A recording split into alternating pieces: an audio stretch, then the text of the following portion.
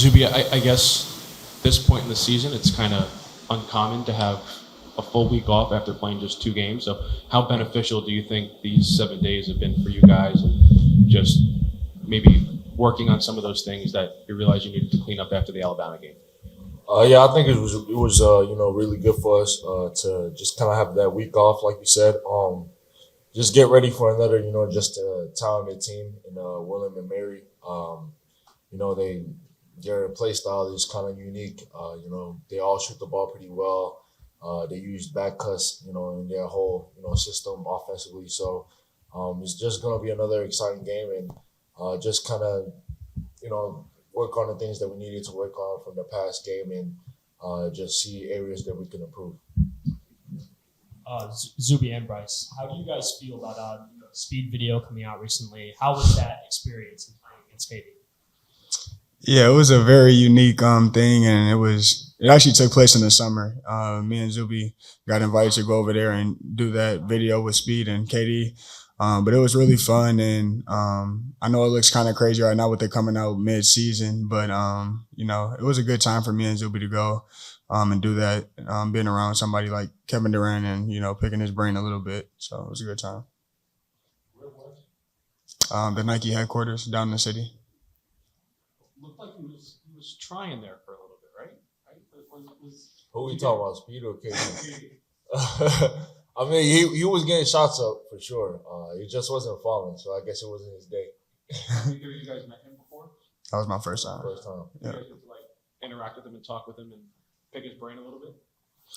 A little bit, not too much. It was mostly just focused on Speed's content. Yeah. How long were you guys with that? 30 minutes probably.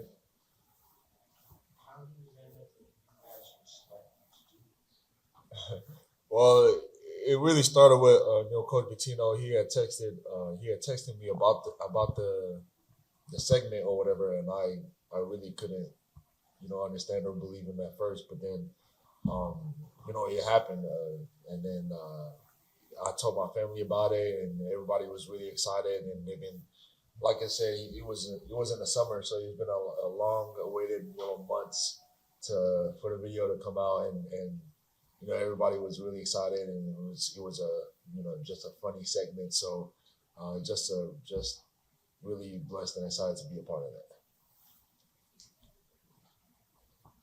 So, Coach said that he wanted that Alabama game early in the season because he wanted to understand where the weaknesses were so that they could be addressed.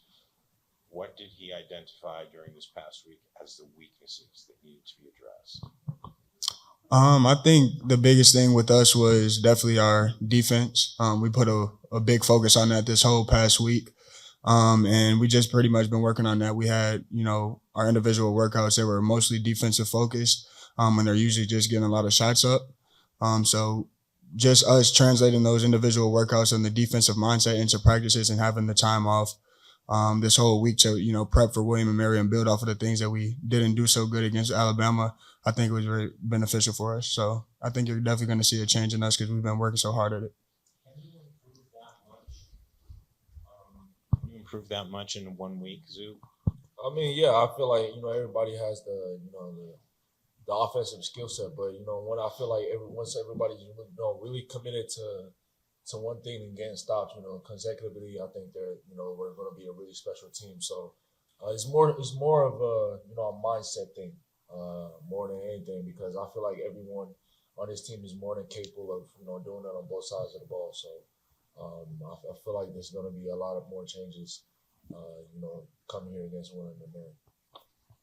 Bryce, one thing Coach Patino has said after the Alabama game, and he said it again today, is like the forwards need to hit somebody when they're rebounding and playing more physical. Yeah. How does that message translate to you guys and the rest of the forwards? I think it goes back to what Zuby was talking about, and it comes down to our mindset and us wanting to do that.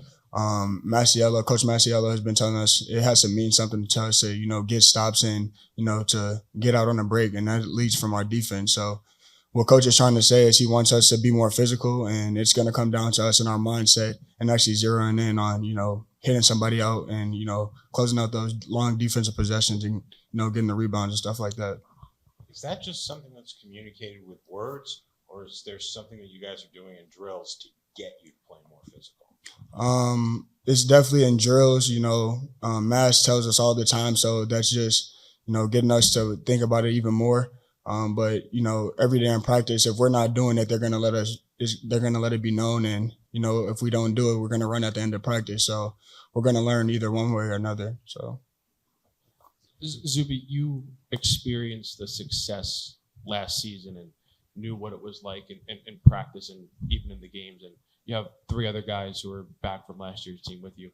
As a vocal leader, are you and some of the other guys stepping up and saying, like, no, this is how we should be rebounding, or this is how we should be playing defenses? Has that kind of happened yet, even though it's just 2 games into the season? I mean, yeah. I feel like even last year we had, our sets of struggles, especially early in the season as well. It takes time to just kind of get to where you want to be at, for the rest of the season. But I'm telling the guys, the entire time that, defense was our calling card last year. So that's how we were able to be successful. We didn't have the greatest of shooting nights, but, if we could lock in on defense and hold, others, our opponents, to a low score, more than anything, we're going to come out with the victory. So we still got it's going to be a long season. It's still early, but we don't have too much of a time to really get things right. We want to get things right, right now, because the schedule doesn't get any easier from this point on, honestly. So I feel like, once our guys, like I said, previously, is really committed to doing it on both sides and starting on defense, the sky's really the limit. So you guys still have 2 games before you go to Vegas for that tournament, but has Coach mentioned being ready and trying to fire on all cylinders for those Vegas games yet? I mean, yeah, but always you don't really want to look too far ahead. You take it one game at a time. Take it one practice at a time. Just get better each day. In practice, and really just try to improve on defense. That's our calling card, like I keep saying. So that's what we're really focused on. We're not really thinking too far ahead. Bryce, so rolling with what Zuby just said. In the games that you guys played, the 2 exhibition games, and then Quinnipiac, I don't think that, like, Coach Patino ever suggested that you guys weren't focused on the games that you were about to play, but he kept mentioning that, like, got to get ready for Alabama, got to get ready for Alabama. Are you guys going through another stretch like that where, like, yeah, this is a game we got to win, but you got to win this game to be ready for Vegas? I mean, I think we just have to take it a practice at a time, a game at a time. And I feel like us handling our business against William and Mary and, focusing on the things that we didn't do so well against Alabama, if we handle our business against William and Mary and we're feeling good going into our next couple of games, I feel like it's going to, lead us into Vegas with a good mindset. We're going to be feeling good about ourselves. And I feel like these 2 games against William and Mary and Bucknell, I feel like we handle our business there and we're taking care of our business on the defensive end. I feel like we're going to be ready for Vegas. Yeah, just piggybacking on him, these teams are more than capable of, of beating us, any team, honestly. So we really can't, like I said, just think too far ahead. Just really just lock in on what we have, in front of us, and then just move on to the next. Is there anything you take from the experience last year, playing with a bunch of new guys, building that continuity, getting stronger as the season goes on? Is there any way to carry that over, that experience, anything that you learned from that in this process? A bunch of you guys now trying to get to where you want to be in the finals. These guys, they're coming in from just different programs, and this is their first year under Coach Patino. I'm lucky enough to go into my 3rd year. So, just really understanding him as a person, as a coach, and understanding his system is something that I think is going to really buy well with me. So, I just keep harping on, at the end of the day, it's really basketball. You're going to face adversity, throughout the entire season, but it's how you handle, adversity that determines how your season goes. And I feel like every one of us, individually and as a group, is going to face adversity. So I'm just telling the guys to just really just take a deep breath, and it's going to be a long year. But as far as we're all handling it together as a team, we're going to be fine. So that's what I'm trying to tell the guys. And I have Deco as well to just kind of be another vocal point for the rest of the guys as well. So The last year's team, it wasn't maybe in sync right at the very beginning, but as you guys played on and got better, and you were really a sort of a well-oiled machine. Are there things that you see in this particular team that give you confidence that that kind of thing is going to happen again this season? I mean, yeah, absolutely, and I feel like we're a lot more deeper this year. Um, you guys that's even coming off the bench could be a potential starter. So you never really know. So like I said, man, I feel like everybody's really committed to doing it on both sides, and we all want to win. I think that's why they came here for. They came here to win. At a pretty high level. So they came to experience what we experienced last year, and it's a lot easier said than done, obviously. But I feel like we've all gotten to know each other as a person. We've all gotten to know each other's tendencies on the court as well. So I feel like that's going to play fair when we just play against different opponents. A bigger picture question for, I guess, both you guys. Obviously, Danis has had a lot of success this past week in the NBA. You guys now coming under to play for Coach Patino, going through the player development. You both have NBA aspirations. Does it kind of prove that Coach Patino knows and what his process is will translate to success in the NBA? And for Zuby, I mean, with somebody that you played with right here at St. John's. I mean, yeah, it always turns out good for especially the guys that are willing to take Coach Patino's lessons and really understand him as a person, because he has a way of doing things that probably most other coaches can't do. He's always leading the play development sessions, and he's always talking about egos and things like that. He impacts the game. He impacts us, in so many different ways that, like I said, probably most other coaches couldn't do. So as long as everybody's willing to learn and pay attention to the little details, I think that we're able to have as much success as we possibly could, just like DJ is doing right now. Do you see Tino's lessons when you watch film of DJ the last couple games? I mean, yeah, he talks about how he was able to transcend DJ's game into a natural point guard position that he came in for. At first, he didn't know how to run a pick and roll, and you can see him now. Honestly, he's been just carving his way out, looking for an opportunity, and he finally got that opportunity, and he's capitalizing on that opportunity. So we're all really excited for him, and we knew exactly what he was capable of doing, and we knew he was capable of getting to that moment. So just really proud of him, just to see where he's come from, and I got that 1 year to really learn under him. He was the leader and the captain of our team at that point. So I got to learn a lot from him, and like I said, I'm really just proud of where he's at right now.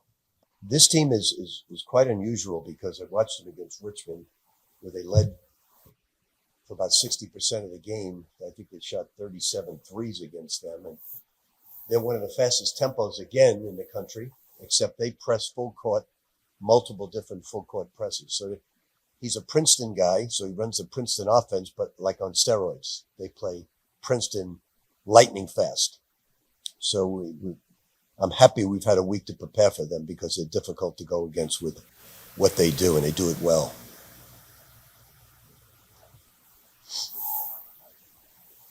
Rick, I kind of asked you the question last week, but in terms of how far a team can advance during the course of a week, I mean, you felt like there were some issues that were exposed in the last game that you wanted to address.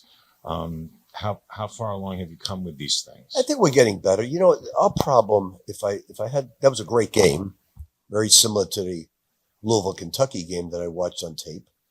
A great game. But like Alabama Purdue was last night, these are great early season games. But if I had to tell the difference in the game was their backcourt, their three players played last year together. Our backcourt did not. So their experience of playing together was a big advantage over our three backcourt players. And I thought that was the difference in the game because we struggled defensively with those guys.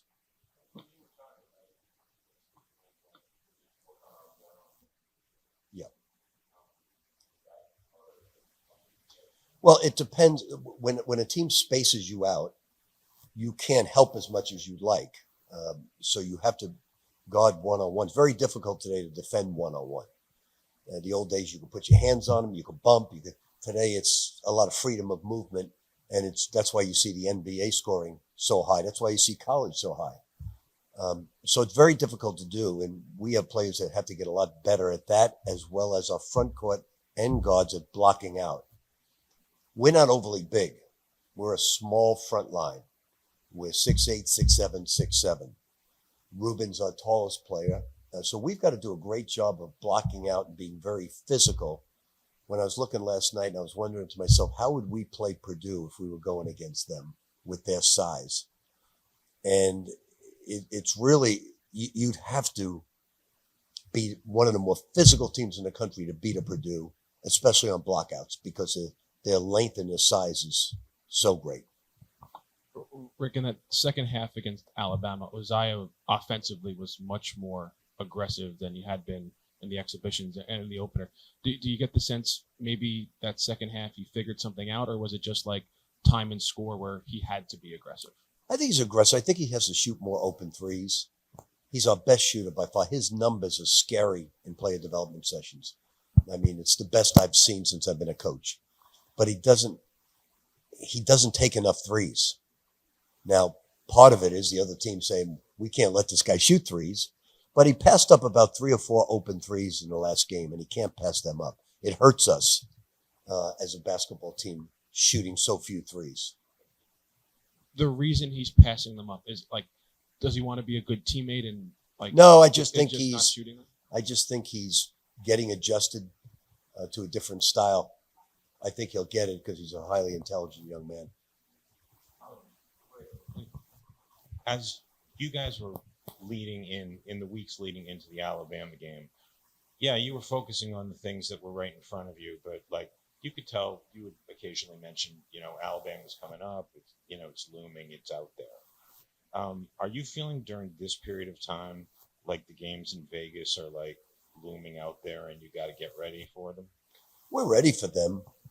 We are worried. We worry about every game. We're really frightened of this game. I said frightened of all the things they do really well. You have to prepare for. This is a team that you have so many different things to prepare for.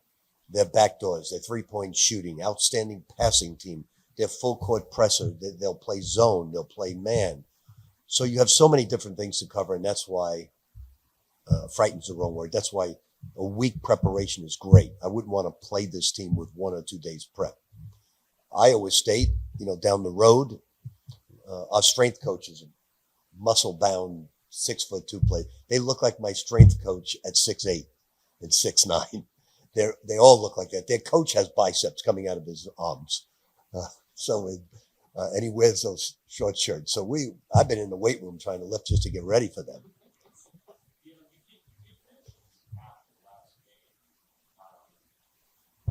To see your forwards playing a more physical brand of rebounding, something similar to the way that St. John's did last season. I think we have to be more physical at every single position in order to become a great team down the road.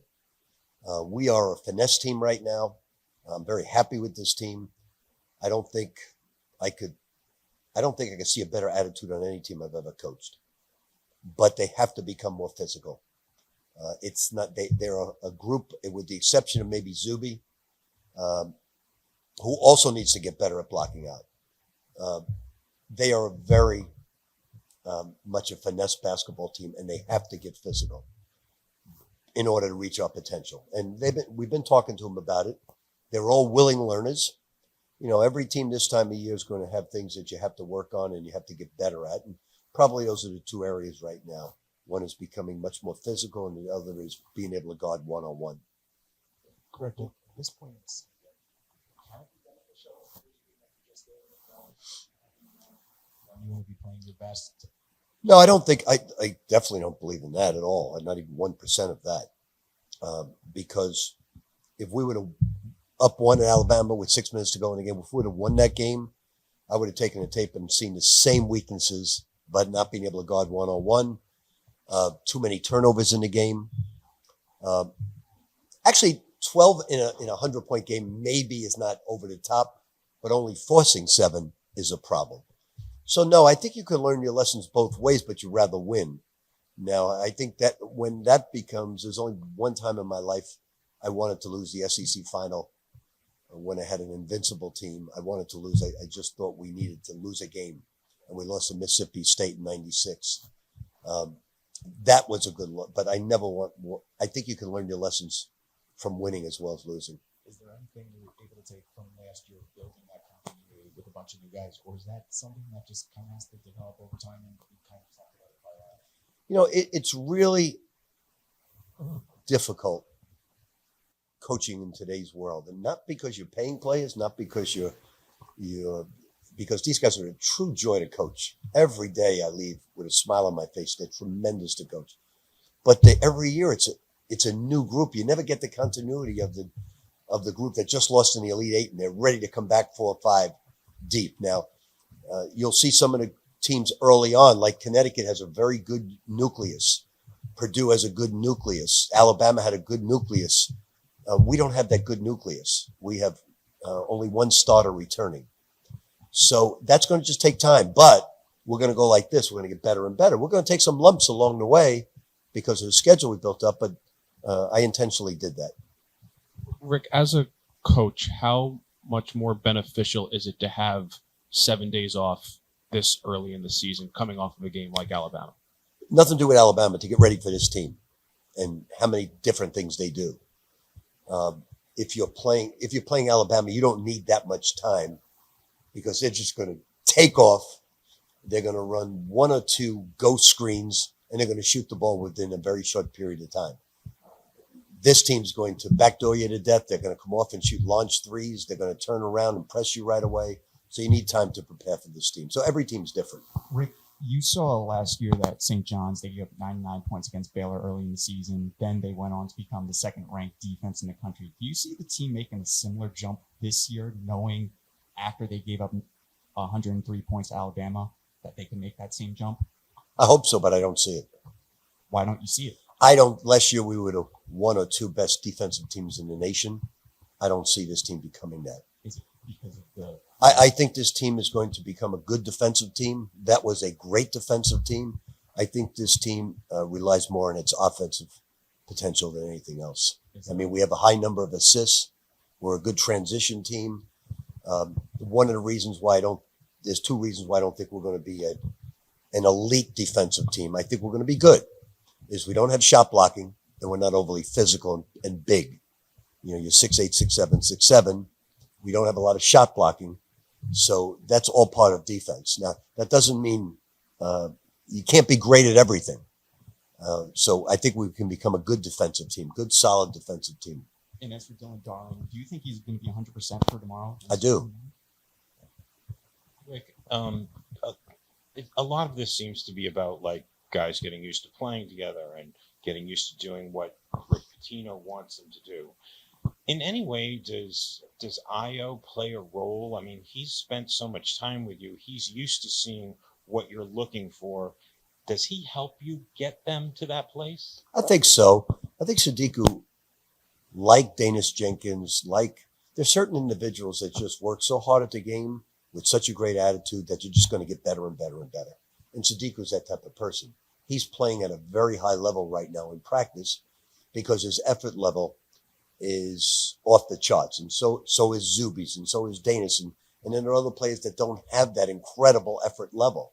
They give good effort, but not at that level. So you see the ones with the extraordinary effort really get better, and Sadiku is a poster child for that. I think it's awesome. You just love to see it. He's 2 games in a row. He's getting his opportunity, and you just love to see it. We're all very proud of Davis Jenkins. How do you feel just where Bryce is right now? Thinking back to what we saw at Providence before he got hurt, do you see him at that level, or we're getting close to I never saw him at Providence, so I couldn't tell you. I'm really happy with the way he's playing. He's playing excellent basketball, making great moves. I like Dylan Mitchell's had 2 unbelievable practices the last 2 days. He's playing terrific. Ruben's playing outstanding. Sadiku's having a great practice.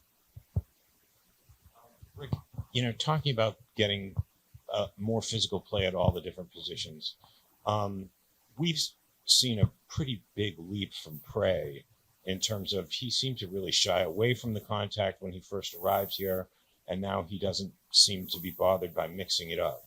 How can you get that kind of a result, that kind of improved physicality out of some of these other guys? Well, probably 15 pounds of muscle was added to him, which is a good thing. And you're right, Ruben is not afraid of physical play. He's probably the most out of everybody on the basketball team, he likes to mix it up the most. There's really, and so does Kelvin Odie. He loves to mix it up. He's not afraid of physical play. The other guys, and Zuby is a great offensive rebounder. He just got to hit people defensively. So at 6'8", he doesn't have to go against a 7-footer that reaches over him. He's just got to move him back a little bit. But Zuby's a physical player. Rick, just on Kelvin Odie, I know he had injuries in the preseason. If you're looking for defense out of your guards and rebounding, all that, could he play a role going forward? Yeah, he's a terrific player. He's just behind. You got Sadiku, who's a veteran in front of him. You've got some guards that are veterans as well. He's going to see some time. If he didn't have an injury, I think he would have been in the main rotation of 9 or 10 players. Coach Patino, so based off of last Saturday's game against Alabama and the performance from Ruben Prey, do you see his contribution jumping up more and seeing more minutes with playing with Zuby and playing with him off the court too? I do. Rick, I know you said recently, you guys obviously have one of the toughest non-conference schedules there is, and you said third point bloods where you get nothing out of it, right? So not to disparage obviously the teams coming up, but they're lower profile games. It's not Alabama to guard the Green Bay, it's most power conference teams. How do you get them to get the most out of these games, and what do you most want to see? This team, I don't care what you read about it. This team will give us all we can handle. William and Mary. This will be a very tough game for us. Now, I haven't studied Bucknell, and I can't tell you about that yet. But I can tell you that I have studied the teams in Vegas, and I have studied this team. This team will give us all we can handle. So it's I don't see a blowout on our schedule. Towson, we struggled with Towson, but they're very good. They played Houston pretty tough. Their style of play, it all comes down to style. If a team does a lot of different things that you're not prepared for each and every day, like a Princeton fast offense that shoots 43s, that turn around and press you a great deal, you're going to have to prepare for a lot with a lot of guards that don't mesh real well together right now. And that's not a knock. That's just life. I mean, it's just early in the season. They don't know each other. They're learning each other. If there's one weakness, I like the portal. I like paying the players. I don't like, obviously, having a new team each year. I love some type of continuity. This year is tough. Next year will be much worse. So it's just the nature of the game.